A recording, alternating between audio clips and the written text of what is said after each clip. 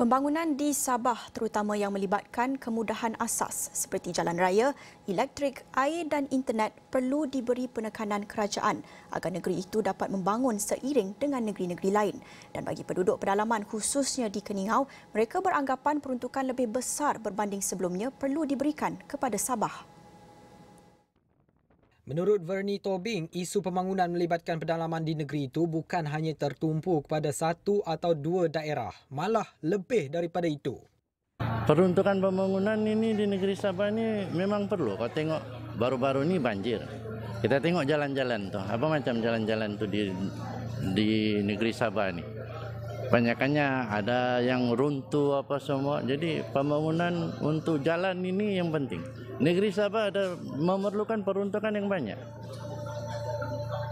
Peruntukan untuk jalan, untuk air, untuk elektrik. Ini tiga asas yang paling perlu di negeri Sabah ini.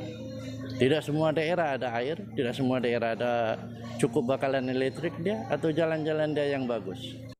Menyentuh isu yang sama, seorang peniaga yang ditemui di Bingkor, Noh Malik Syabana berkata, dari segi macam internet kan, dorang mau upgrade, dia merangkumi semua syarikat betul.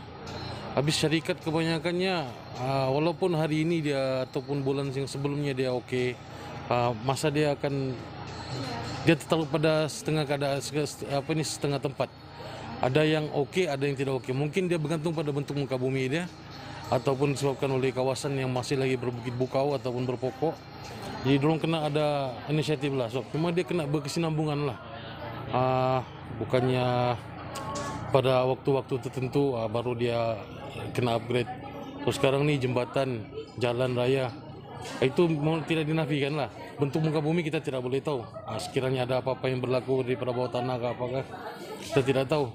Tapi dia kena ada kesinambungan lah.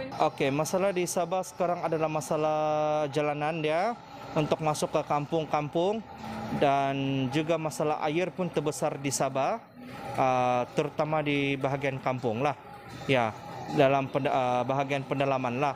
Kalau bahagian bandar sikit itu tidak masalah. Saya sebagai orang muda, saya harap kerajaan negeri Sabah untuk membangunkan lebih baik kepada untuk memperuntukkan untuk Sabah lebih baiklah.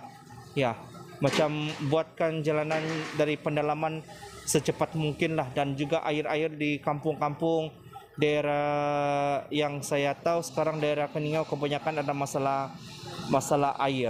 Pihak berkaitan perlu memikirkan jalan terbaik bagi memastikan kemudahan perkhidmatan dapat dimanfaat penduduk dan tidak menjadikan bentuk muka bumi sebagai alasan.